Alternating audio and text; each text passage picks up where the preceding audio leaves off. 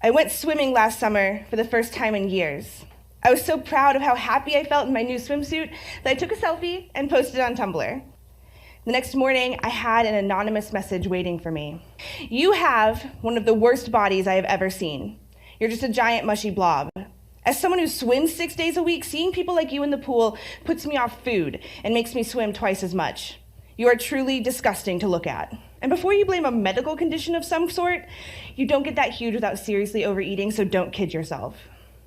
My response was something along the lines of, LOL, and yeah, I do eat a lot. Food is delicious. Food is delicious. We are going to take a trip down the left anterior descending coronary artery of a man of 58 who suddenly dropped dead from ischemic heart disease. If we go yet further down, we now get into high-grade stenosis. You can see the vessel lumen here is much reduced in size. It's reduced in size by the presence of this rather large plaque over here, and it contains a fair amount of lipid, and the lipid is beginning to get rather sort of crumbly, and you can see that it's beginning to break up at that point. But because I'm supposed to be an inspiration, maybe not to the masses, but to a few, those few who have commented, emailed, messaged, told me that I inspired them to love their bodies, they're important to me. I don't want them to know that I still have days where I think my life would be better if I was skinny.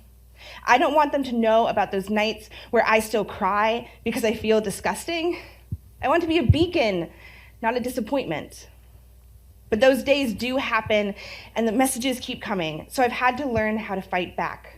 Ignore them, be flippant, turn it into an opportunity for activism. My favorite part of this lovely message is where they said, before you blame a medical condition. They have anticipated this excuse because I am not unique in being the object of their disgust. I am not special.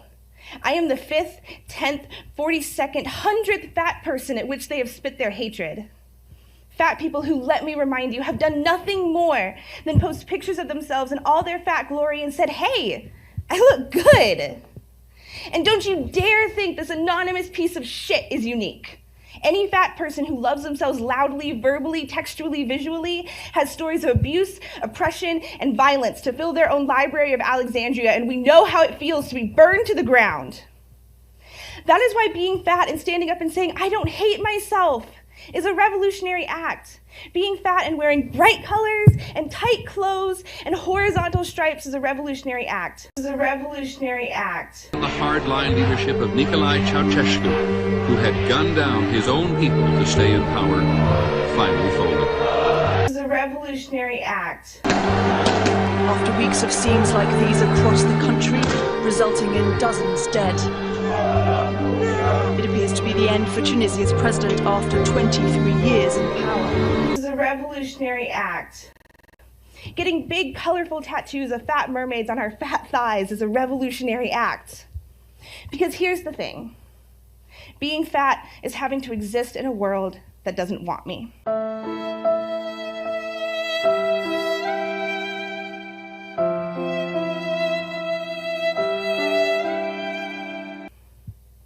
Flying is one of the most nerve-wracking experiences I've ever had, not because the plane might crash, Allahu Akbar,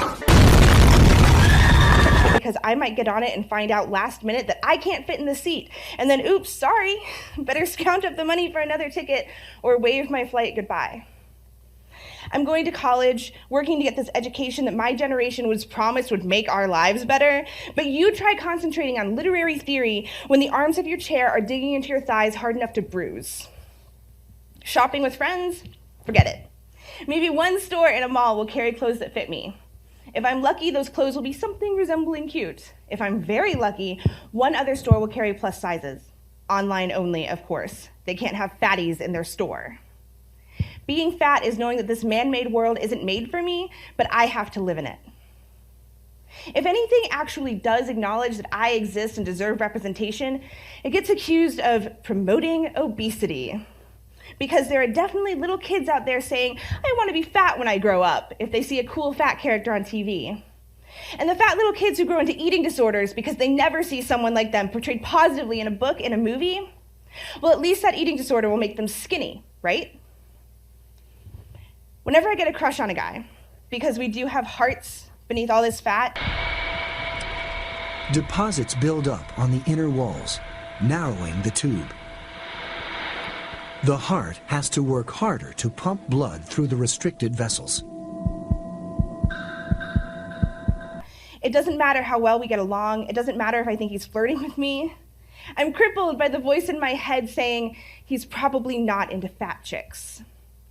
Of course, a lot of guys are into fat chicks. It's a fine line between someone who has the revolutionary thought that I'm attractive and being flat out fetishized, but there are some good ones out there. I get dates, but on the first date, I almost always order a salad when I want a steak and water when I want Dr. Pepper, as if that will make him think I'm one of the good fatties. You know, one of the ones who's going to lose all of that unsightly weight. We've all discussed with her our feelings on the matter, but in the end, she's my family, she's my sister, and I love her. If what she does makes her happy, then I'm happy. As long as she does it safely, I'm happy. How do you do it safely? She's healthier than I am. No, she's not. Actually, no, she's she not. is. Unless you're in stage 4 cancer, she is not healthier I've had than a you are. history of heart problems. Oh my God, I can't believe what you just said. She now told me you have a family history of heart disease. So everything I just told you, it's worse. She eats healthier than I do. No, she doesn't. I take her grocery shopping, and the cart is loaded full of fruits and vegetables. She told us what she had to eat the day that we did the pre-interview with her. She's healthier than you? Then you need to stay here when she leaves, because we're going to put you in the insane asylum. 7 a.m., 4 or 5 donuts while she's cooking breakfast. What did she have for breakfast? A 7-egg omelet with a 1.5 cups of cheese, full bell pepper, a full onion, and a full package of ham in it. Then she ate 4 or 5 potatoes that she made into hash browns with another full pepper and onion. And that held her for 45 minutes. And then she had 4 corn dogs dipped in nacho cheese and a full-size bag of potato chips. And you're right, she had a couple of strawberries. You got to get that fruit in there, right? Mm-hmm. Now she had 3 sandwiches with ham, cheese, mayo, tomato, cucumber, avocados, croutons, bacon bits, and ranch dressing. And she said, this is where I get my vegetables. Now we get to lunch. She has a large pepperoni pizza. Then at 1 o'clock, she has snack number 3, 2 bowls of ice cream with caramel and whipped cream. And then she has a hand-sized bag of M&Ms. Then at 2, she had 2 bacon cheeseburgers, a box of mac and cheese, and 3 bananas. At 3 o'clock, she had 6 avocados made into guacamole and a full-size bag of tortilla chips. For dinner, she had 10 fish tacos with rice and beans.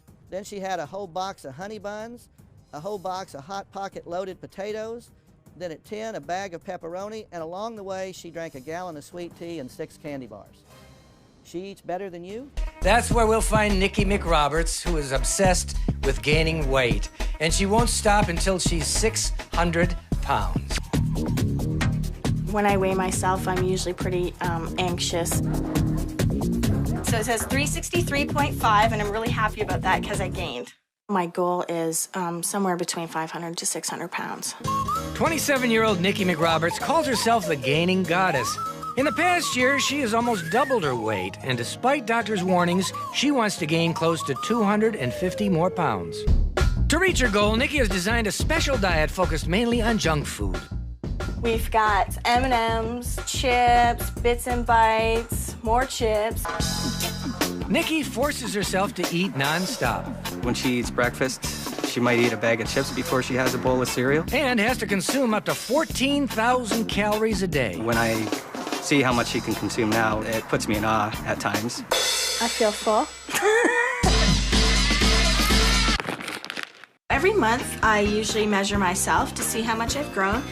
Nikki hopes to one day have a 7.5-foot rear end and a 6.5-foot waistline. Okay, so it looks like 22 inches. That's good because it's 1 inch up from last month. We're at 39 inches. What? That's impossible. That means I lost like 20 inches in the past. Are you going from the right side? I mean, I don't know. When she hasn't gained any weight, she is kind of depressed or hard on herself. And, that's when I come in, I'm supportive, and it's like, it's okay, honey.